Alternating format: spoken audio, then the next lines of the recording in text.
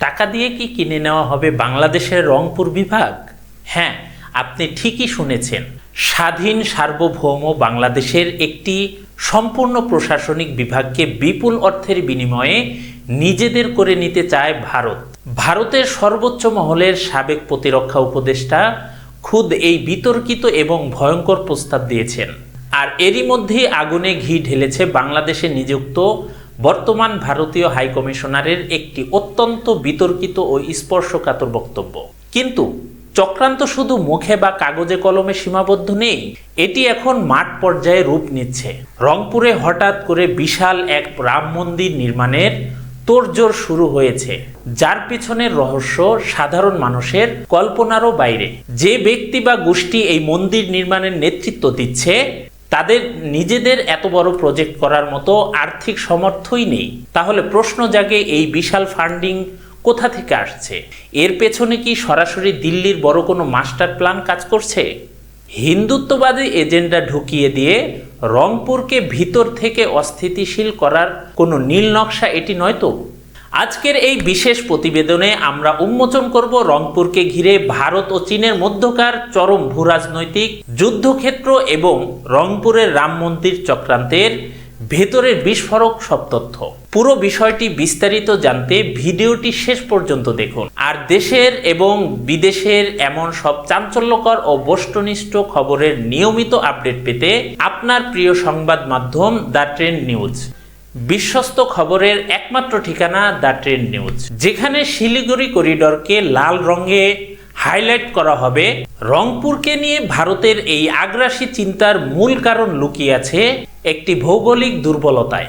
মানচিত্রের দিকে তাকালে আপনি দেখতে পাবেন ভারতের মূল ভূখণ্ডের সাথে তাদের উত্তর পূর্বাঞ্চলী 7টি রাজ্য, যাকে আমরা 7 সিস্টার বা 7 বোন বলে থাকি, সেগুলোর সংযোগ রক্ষা করছে মাত্র 22 কিলোমিটারের চওড়া একটি সংকীর্ণ করিডর।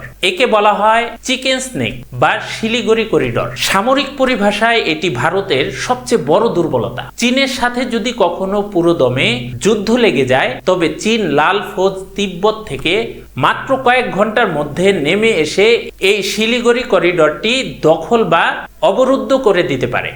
ভারতের মূল ভূখণ্ড থেকে 7 সিস্টার সম্পূর্ণ বিচ্ছিন্ন হয়ে পড়বে। সেখানে থাকা লাখ লাখ ভারতীয় সৈন্য কোনো রসদ পাবে না। এই চিরস্থায়ী আতঙ্ক থেকেই ভারত সব সময় চায় তার এই চিকেন স্নেকের চারপাশের, বিশেষ করে বাংলাদেশের উত্তরবঙ্গ যেন সম্পূর্ণ তাদের প্রভাবে বা নিয়ন্ত্রণে থাকে। এই চিকেন স্নেকের নিরাপত্তা নিশ্চিত করতে ভারতের জাতীয় নিরাপত্তা উপদেষ্টা বোর্ডের সাবেক সদস্য এবং প্রখ্যাত ভূরাজনৈতিক বিশ্লেষক ভারত কার্নাট একটি অত্যন্ত ধৃষ্টতাপূর্ণ ও বিতর্কিত প্রস্তাব দিয়েছেন। তার মতে ভারতের নিরাপত্তার স্থায়ী সমাধানের জন্য বাংলাদেশের রংপুর বিভাগকে ভারতের অন্তর্ভুক্ত করা উচিত। তিনি আমেরিকার লুইজিয়ানা পারচেস মডেলের উদাহরণ টেনে প্রস্তাব করেছেন, ভারতও যেন প্রায় 10 থেকে 20 বিলিয়ন ডলার দিয়ে বাংলাদেশের কাছ থেকে রংপুর বিভাগটি স্থায়ীভাবে কিনে নেয় বা লিজ নেয়। এই তাত্ত্বিক প্রস্তাবের আগুনে নতুন করে ঘি ঢেলেছে বাংলাদেশে নিযুক্ত বর্তমান ভারতীয় হাইকমিশনারের সাম্প্রতিক একটি বিতর্কিত বক্তব্য। একটি কূটনৈতিক সেমিনারে ভারতের নিরাপত্তা এবং আঞ্চলিক স্থিতিশীলতার অজুহাত দেখিয়ে তিনি বাংলাদেশের সীমান্ত অঞ্চল এবং সার্বভৌমত্ব অধিকার নিয়ে এক পরোক্ষ ইঙ্গিতপূর্ণ বক্তব্য দেন। তিনি ভারতের নিরাপত্তা উদ্বেগকে অগ্রাধিকার দিয়ে বাংলাদেশের উত্তরবঙ্গের উপর এক ধরনের কৌশলগত আধিপত্যের যৌক্তিকতা তুলে ধরার চেষ্টা করেন। বিশ্লেষকরা বলেন এটি কোনো বিচ্ছিন্ন বক্তব্য নয়।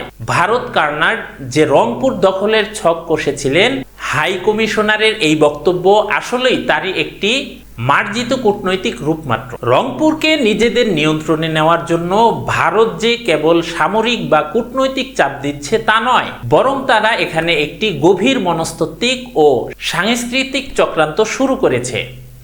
আর তার সবচেয়ে বড় প্রমাণ হলো রংপুরে হঠাৎ করে একটি বিশাল রাম মন্দির নির্মাণের প্রক্রিয়া। এই ঘটনার গভীরে গিয়ে যে চাঞ্চল্যকর তথ্যটি পাওয়া গেছে তা সত্যি চোখ কপালে তোলার মতো। এই মন্দিরটি নির্মাণের জন্য স্থায়ীভাবে যে ব্যক্তি বা কমিটিকে সামনে রাখা হয়েছে তাদের নিজেদের অর্থনৈতিক ব্যাকগ্রাউন্ড বা পারিবারিক সামর্থ্য বিশ্লেষণ করলে দেখা যায় এত বিশাল এবং ব্যয়বহুল একটি প্রজেক্ট বাস্তবায়ন করার মতো আর্থিক সক্ষমতা তাদের কোনোভাবেই নেই।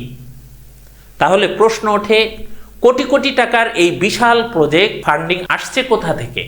গোয়েন্দা ও ভূরাজনৈতিক বিশ্লেষকদের মতে এর পেছনে রয়েছে ভারতের সরাসরি বড় ধরনের গোপন ফান্ডিং।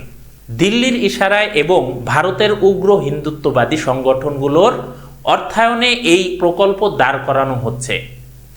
এর মূল উদ্দেশ্য হলো রংপুরের মতো একটি মুসলিম সংখ্যাগরিষ্ঠ ও কৌশলগতভাবে গুরুত্বপূর্ণ অঞ্চলকে ধর্মীয় সেন্টিমেন্টকে ব্যবহার করে একটি স্থায়ী আধিপত্য তৈরি করা। ভবিষ্যতে এই মন্দিরকে কেন্দ্র করে কোনো ধরনের বিশৃঙ্খলা বা কৃত্রিম সাম্প্রদায়িক উত্তেজনা তৈরি করা, যেন ভারত সেই অজুহাতে বাংলাদেশের অভ্যন্তরীণ বিষয়ে সরাসরি হস্তক্ষেপ করতে পারে। এটি কেবল একটি উপাসনালয় নির্মাণের সাধারণ বিষয় নয়, বরং এর পিছনে লুকিয়ে আছে রংপুরকে ভেতর থেকে গ্রাস করার এক দীর্ঘমেয়াদী চক্রান্ত। এই সব চক্রান্তের পিছনে ভারতের আরেকটি বড় আতঙ্ক হলো বাংলাদেশের লালমনিরহাটের পরিত্যক্ত বিমান ঘাঁটি। শিলিগুড়ি করিডর বা চিকেন স্নেক থেকে এই লালমনিরহাটের দূরত্ব মাত্র ১৩৫ কিলোমিটার। দ্বিতীয় বিশ্বযুদ্ধের সময় তৈরি এই বিশাল বিমান ঘাঁটিটি দীর্ঘদিন পরিত্যক্ত ছিল, কিন্তু সাম্প্রতিক সময়ে এই ঘাঁটিকে কেন্দ্র করে ভারতের গোয়েন্দা সংস্থার দুশ্চিন্তা আকাশ ছুঁয়েছে।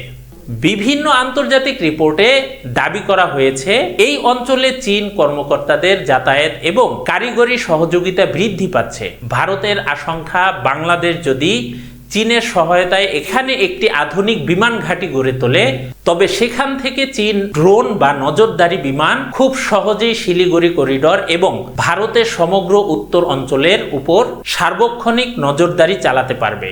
এই চীনা উপস্থিতি রুখতেই একদিকে রাম মন্দির চক্রান্ত আর অন্যদিকে রংপুরকে লিজ নেওয়ার ব্লুপ্রিন্ট তৈরি হচ্ছে নয়াদিল্লিতে। ভারত যে শুধু কূটনৈতিক বা সাংস্কৃতিক চাল চালছে তা নয়, তারা মাঠ পর্যায়েও সামরিক প্রস্তুতি নিচ্ছে। বাংলাদেশের উত্তর সীমান্ত ঘেঁষে ভারত সম্প্রতি তিস্তা প্রহার নামক একটি বিশাল এবং নজরবিহীন সামরিক মহড়া পরিচালনা করেছে। এই মহড়ায় ভারতের অত্যাধুনিক রাফায়েল যুদ্ধবিমান, ভারী কামান, ট্যাঙ্ক এবং হাজার হাজার ছত্রী সেনা অংশ নেয়। একটি স্বাধীন রাষ্ট্রের সীমান্তের এত কাছাকাছি এই ধরনের আক্রমণাত্মক মহড়া স্পষ্টভাবেই একটি মানসিক চাপ সৃষ্টি করার কৌশল। ভূরাজনৈতিকবিদদের মতে রংপুরের ভিতরে রাম মন্দিরের নামে ভারতীয় এজেন্ডা বাস্তবায়ন এবং সীমান্তে এই সামরিক মহড়া একই সুতোয় গাঁথা। তবে ভারত যা ভাবছে বাস্তবতা তার চেয়ে অনেক ভিন্ন। বাংলাদেশ হাত গুটিয়ে বসে নেই। বাংলাদেশের অন্তর্বর্তীকালীন সরকারের প্রধান উপদেষ্টা ডক্টর মোহাম্মদ ইউনূস যখন বেজিং সফরে গিয়েছিলেন, তখন তিনি অত্যন্ত চতুর ও কূটনৈতিক উপায়ে একটি সত্য মনে করিয়ে দিয়েছিলেন। তিনি স্পষ্ট করেছিলেন যে ভারতের সেভেন সিস্টার্স মূলত একটি অবরুদ্ধ অঞ্চল এবং অর্থনৈতিক ও ভৌগোলিক দিক থেকে বাংলাদেশই তাদের একমাত্র কার্যকর লাইফলাইন, অর্থাৎ বাংলাদেশ ছাড়া ভারতের এই অঞ্চলের উন্নয়ন বা নিরাপত্তা অসম্ভব। একই সাথে বাংলাদেশ তার সামরিক প্রতিরক্ষাও জোরদার করছে। আকাশসীমা নিরাপদ করতে পাকিস্তান থেকে অত্যাধুনিক JF-17 থান্ডার ব্লক 3 যুদ্ধ বিমান আনার আলোচনা এবং তুরস্কের বিশ্ববিখ্যাত বায়রাক্তার ড্রোন প্রযুক্তির সংযোজন বাংলাদেশের প্রতিরক্ষা বাহিনীকে এক নতুন উচ্চতায় নিয়ে গেছে। লালমনিরহাট বা রংপুর অঞ্চলে যে কোনো ধরনের আগ্রাসন বা চক্রান্ত ঠেকাতে বাংলাদেশ এখন মাঠ পর্যায়ে এবং আকাশপথে শক্ত প্রতিরোধ গড়ে তুলতে সক্ষম। পরিশেষে বলা যায়, রংপুর কোনো পণ্য নয় যে ডলারের বিনিময়ে বিক্রি হবে। আর ভারতের গোপন ফান্ডিংয়ের রাম মন্দির চক্রান্ত দিয়েও বাংলাদেশের সার্বভৌমত্বকে গ্রাস করা যাবে না। এটি স্বাধীন বাংলাদেশের একটি অবিচ্ছেদ্য অংশ। তবে এই ভূরাজনৈতিক চালবাজির যুগে আমাদের দেশের জনগণ, সরকার এবং সামরিক বাহিনীকে সর্বোচ্চ সতর্ক থাকতে হবে। সার্বভৌমত্বের প্রশ্নে কোনো আপোষ নেই। রংপুরের এই রাম মন্দির চক্রান্ত এবং রংপুরকে নিয়ে ভারতের এই সামরিক কৌশল নিয়ে আপনার মূল্যবান মতামত কি? কমেন্ট করে আমাদের অবশ্যই জানাবেন।